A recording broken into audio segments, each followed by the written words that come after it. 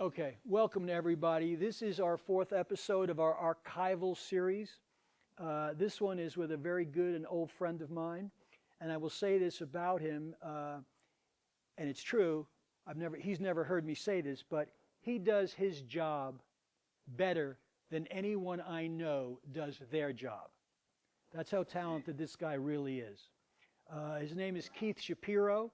He's a general manager of some of the most prestigious editing houses in New York City, has been for many, many years. I've worked with Keith countless times. I have nothing but the utmost respect for him. So let me ask you, Keith, tell me the title that you usually have when you work. Is it general manager? Is that what you usually It take the title? usually is general manager. Unfortunately, for this company, MPE, that I've worked for the last 7.5 years, they already had a general manager of the parent company that has 60,000 square feet, three buildings on 45th Street between 9th and 10th, right down the street from the film center where we work together. Right. And so they said, okay, how about director of finishing? I said, that's great. So that's what my title is. So Keith, tell me what your job entails and what it is that you do. Still trying to figure it out. I've been doing the same type of job for the past 37 years. I'm the general manager of this post-production facility called Hell's Color Kitchen. We happen to be a division of a larger company called Motion Picture Enterprises, also called MPE, that's been around since 1948. So my division does the color grading and sound design and sound mixing so we do the finishing. That's why it's called director of finishing. We're the last stop when someone has edited, produced a documentary or a television program or any kind of video that they want to come to us. They reach out to me by email or call, and they say, we want to have this film. So basically what we do is the color grading and the sound design and mixing. We make it look as great as it can be and make it sound as great as it can be. And the team here is now, we started with 4 when I came over from the prior company that you've worked at, Frame Runner, where I was the general manager for 19 years. And then the owner decided to retire at the last minute. Another story we won't go into today. But I came over literally within a weekend. We made a deal, and I brought we had 8 people there at Frame Runner at the time. We had 16 at one time, but we're down to 8, and he said I can only take 4. So 4 of us came over. Myself, Sheila, manager of operations, Rick, senior colorist, and Baran Thomas, who is our senior conform editor, who was started as an intern 19 years ago. I worked with Baran back in the old days when he was an intern. Yes, and he was great. He was great. Yeah. He's still amazing and growing. And so we finish. We do the color grading. We finish is we work on DaVinci Resolve. Although we also work in Premiere and Avid. We actually had to do a Final Cut thing, which we don't really do. But anyway, we do all the color gets done in DaVinci Resolve because it has the best robust color tools possible. So that's where we do the color part. And then the sound mixing, we work in Pro Tools. And we can work anywhere from stereo, 5.1, or to Dolby Atmos. So we have facilities for all of that. And then we finish the film, and then we make the deliverables for whatever those deliverables are. ProRes files, Apple ProRes files, DCPs to go to cinemas, to film festivals. We've been, in tons of different film festivals, won all these stupid awards, I can say what they are, but if you want, but Well, you can say some of them do. I want, because this is basically for our students, so I want them to hear the level of work you're doing. So please tell us a few of the So we've awards. won. Okay, so we've won 15 Academy Award, also known as Oscars. Um, 700 plus Emmy Awards.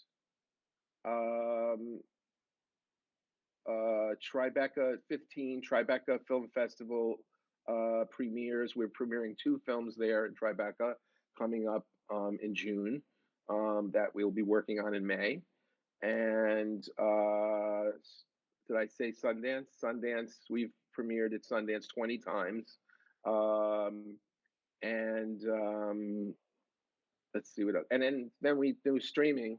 So then they're finishing the streaming now. We work with Amazon, Hulu, Disney Plus. We did their first Disney Plus's first films ever. So we did that for Disney Plus, and that was like 65 films for them. And I'm sorry, 52, because it was one for every week of the year and for Disney Plus, and then one long hour-long documentary. So you don't edit there. In other words, if I No want to editing. bring it, so there's no, in other words, I'm going to bring you my project and you're going to finish my project. Correct. The editing Oh, actually is done in my parent company, MPE, which is the largest post-production rental company in the country. so let me ask you something, Keith. Do you edit in your facility or do you only finish? We only finish in Hell's Color Kitchen, which is a division of MPE. All the editing gets done at MPE in these three buildings, 600,000 square feet. I'm sorry, 60,000 square feet, three buildings, over 100 edit rooms. So if people want to rent, they want to bring their editors and rent a space, they'll do that there. They mostly do rentals. Or now with, ever since, especially since COVID, they rent out systems. So MTV says, we need 50 edit systems to our editors, and they're spread across New York, and we need you to we want to rent 50 edit systems from you, and you need to drop them off, install them at each person's home, because a lot of people are working remote. Right, sure, sure. So that's what will happen. And so MPE has 700 edit systems. They have 3 server rooms Damn. with like 1,000 terabytes of media in each of the servers, so like 3,000 terabytes. Damn. Let me ask you something. You talk about MPE and talk about what you do. Let's talk a little bit about the business of the business, because you and I have done a lot of editing together, a lot of different things together. With the advent of things like Apple's editing systems and the home editing systems, what happens to your business? Okay. So the good thing is that we also do the Metropolitan Opera series. We're doing that for 15 seasons. So we do all the finishing, the video finishing of that, Right. from the beginning to when they finish, When you say that, you mean which the could take video of the whole opera, or because you used to do a lot of the whole commercials. opera, the whole opera. And there's a PBS version, there's an international version, and a DVD version. We've been doing that for 15 seasons. They're our biggest client, and they love us. We love them. Knock wood that they continue doing that. And they already said we'll keep working until we decide that uh, decide that we're going to retire. So we've done a lot of stuff. Plus, we do featured documentaries for them when they do those. They've done a few of those over the last 7 years. Um, and so, but most of the stuff we do with them is for the opera itself. We do the whole opera. We actually, part of it is, so the way I got the Metropolitan Opera business is through this editor, Gary Bradley, he's now like 80, and who's, thank God, he's in good health and he's doing well. And I spent a year and a half getting him to come to Frame Runner, even though he was at Broadway Video as you know, another big company, Lorne or Michaels' was place. big, Yeah. right? Lorne Michaels' place, Yeah. Saturday Night Live. Yeah. I've worked there. So, um, so they came over and they started doing their business, and Gary was handling all of the finishing and all the deliverables and stuff like that, and it was driving him crazy. So he's like, he saw that we could do it with, like, our hands tied behind our back, fortunately. And Sheila was running that show, as she still does, and she's our manager of operations again, just so everybody knows. And so they just, for everything that they do, except for they do have their own in-house editors, to do some feature pieces. They do with us to finish all of the operas, and they have been for, thank God, 15 years. Hmm. Hmm. Hmm. Yeah, So does and like, yeah, the yeah. home editing, which a lot of people do now, does that affect your company business wise, or are you above and beyond what I could do at home regardless of what I have? Because I know like a lot of Or the above students use DaVinci here, mhm. but I don't know Mm, if they use the same version or whatever as you have. well, I'm sure. So great. So I mean, all of our colorists are at the A level, number one. These guys, and two of them have been with me for 19 years, and we've been, and they're both, same age as me, and one of them is a younger guy, who's about 30, and Ian, who used to be in the engineering department here, and he's like, so he's the future of Hell's Color Kitchen, colorist, and he's great and talented.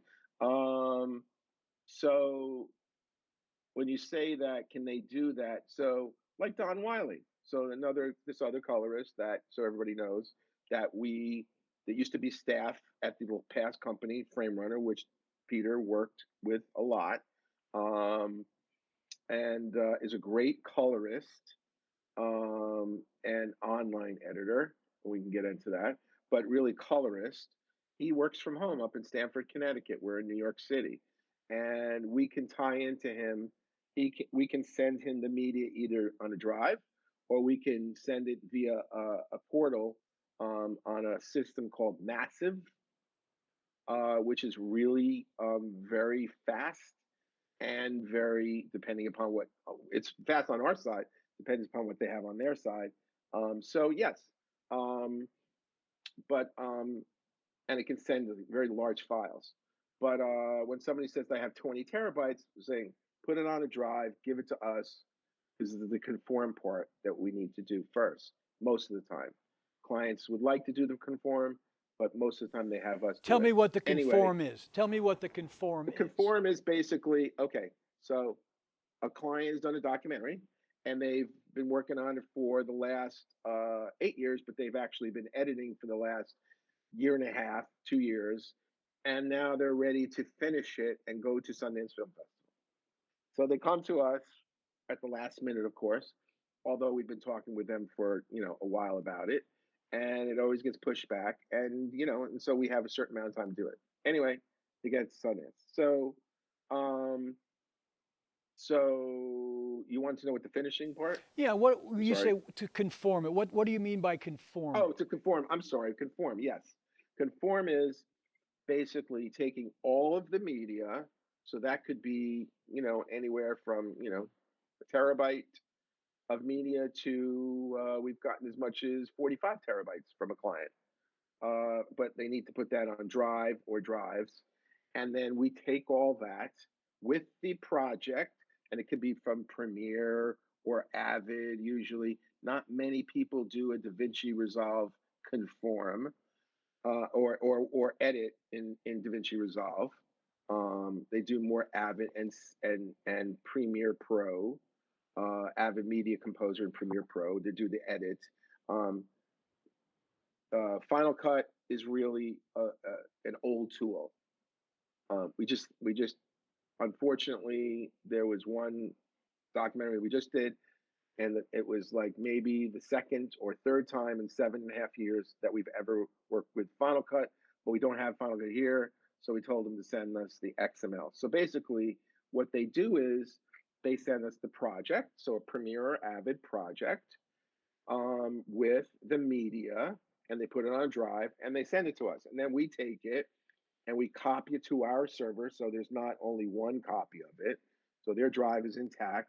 We put it on our server. So now there's a backup. And then what we do is conforming is taking all the media.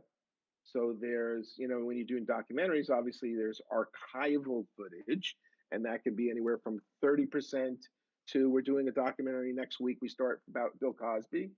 It's a retrospective. It's actually an obit piece for when he dies. BT contracted out to get this done. So not that he's dying anytime soon, whatever. So um, so basically, they're going to. So that one has 95% archival.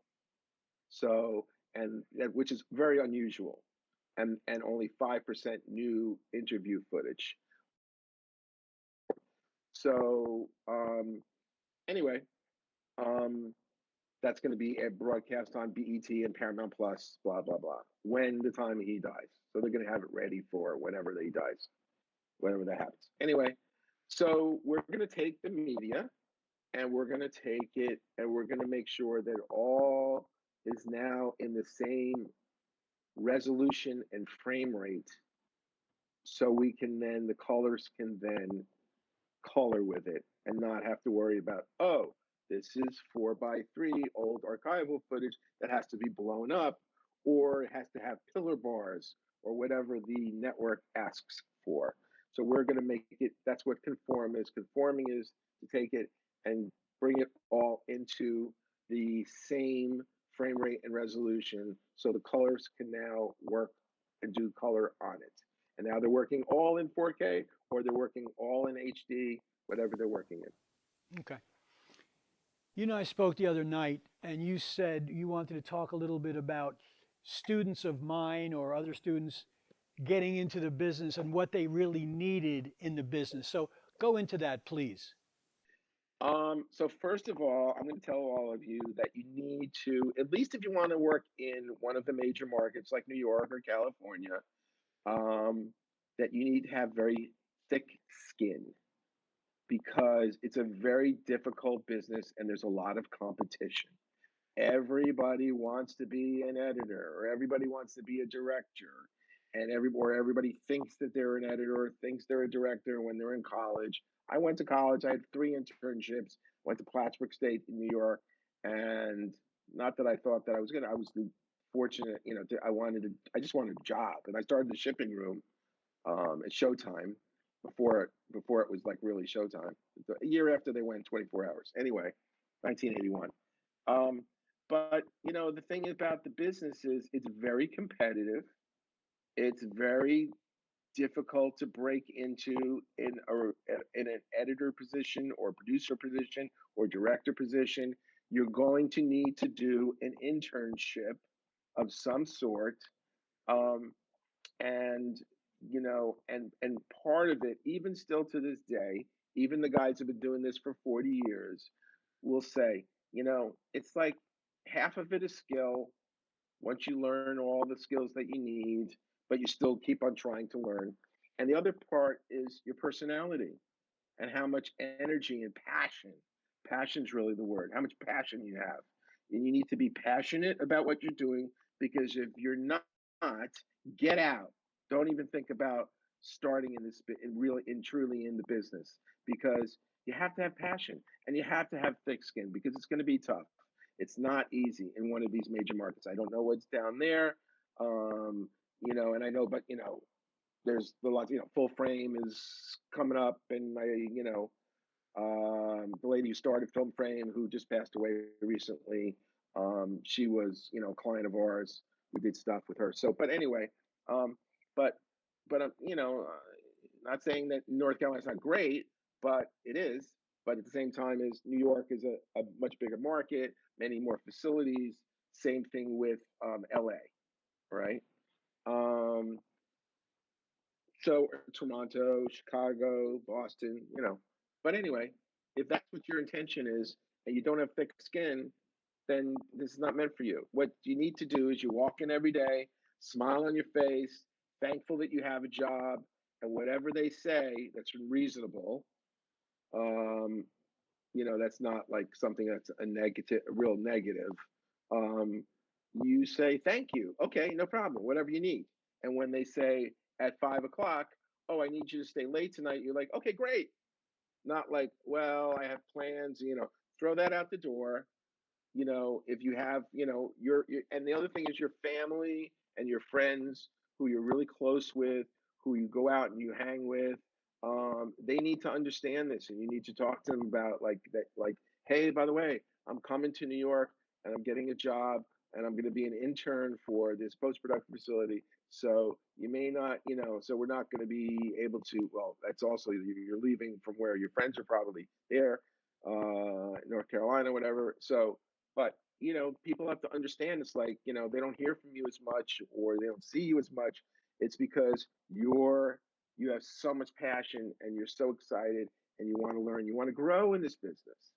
And to do that, that's what you need to do. So it's not an easy business to get into. It's not an easy business to stay into. Um, and it's and to stay at the level where you want to be. You want to be doing top stuff, and we're very blessed to be doing that for. I'm now been doing it for 42 years now. I'm going on my 43rd year. I want to go into it. You made a very interesting point here, and this is important. It almost sounds cliched what you're saying. Oh, you have to be this, you have to be that. But in truth, it's one of the most important things there is, because people who get along with other people and people who take on extra work and people who do overtime, those are the people that get ahead. Those are the people That's that right. last in the business. Absolutely. Yeah, yeah. You know it. Yeah, I mean, Yep. all of us growing up, you and me, and we did some interviews with Snake and Peter Mack and all these guys. Every Yeah. one of us Great guys. would work 14, 15 hours a day because we wanted to. And I think people have to Right. understand that's what this business is about. It's about a total Yes. immersion and saying, you know what, to your sweetheart or your mother, hey, I know I worked 9 to 6, but tonight I'll be home when I get home. And that's what it is. And I to don't know be when that's going to be.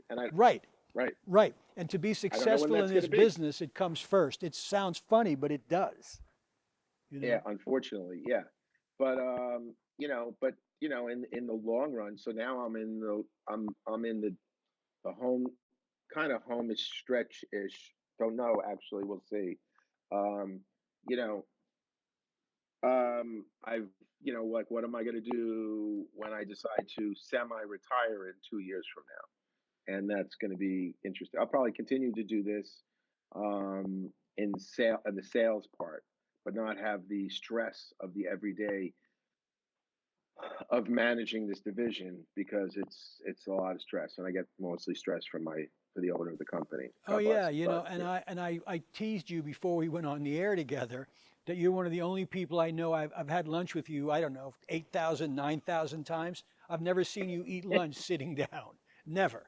And I've never seen you eat lunch without a phone in your ear. And I'm talking about, we've known each other for 30 years. I know, there you go. You know, we've known each other for 30 years. We've done a hell of a lot of projects together. And right, and that's what it is. That's what your job entails, and that's what you do. that's right, And people that's should right. understand that, you know. And I talk to my students all the time about passion and commitment and discipline. And these are Hmm. things that make people successful, because if you don't have them, there's 4 people ready to take your job the next morning. And I think that's That's right. important to say, more than all the That's skills huge. and things, you know? Yeah, Yep, yeah. yep. Skills you'll get, if you're good, you're good. You'll get it, no problem. And going from Avid to Premiere, it's a different platform, but you'll get it because you're an editor. And you know what? The best part of being an editor is being an editor is a storyteller. Storyteller. You got to be able to tell a story. Besides the skills, is like, No, be able no, to do that with eyes you're closed. preaching to the choir. I teach screenwriting. I teach this. I always preach story, story, story. And I'll tell you something. There are two Right. kinds of editors. There's a decent editor, and that's someone who compiles everything you has and put it together, and it looks fine. It looks really good. And then there's an Yeah. editor who says, I can do that and I will do that, but hey, Peter, how about if we do this and do that and do this? I think it may look better, it may be better, the story may be more engrossing if we do that. And those are the kinds of editors, for me as a producer, that I always look for. You know, there were people who would say, I have a better idea, or I have another idea. And that's really important for an editor to know what you say, what the story is, what the client wants. That's really difficult too. What does the client really want? Who's the audience? Right. You know, all those kinds of things. And that's what people, everyone's, oh, I want to be an That's editor, huge. because we teach editing here, and you know, some of the students are quite good. But they have to understand also there's more than just pushing buttons and things. You know, I'm a really good editor, but I can't even push button 1. I don't know how to do it. I don't want to know, because I never had to. But I understand Yeah, the me too. concept, and that's what they should begin to understand. Yes. Yep. Absolutely. Passion. And you're right. And you brought up a huge thing. What does the client want? You know, that's going to come first before what you want or what you can do. What you're doing is contributing to their ideas of what the story that they want to tell. So I have a student here who would like, I spoke with you the other night when we talked about this woman. She'd like to come to New York, and you Yeah. said you'd help her out, of course. She'd Sure, like sure. to come to New York, and she'd like to be an editor. So she's got a question. So please, Jessica, ask the question. Come to me. Hi, Keith. Hey, how you doing? Good, thanks. Nice to meet you.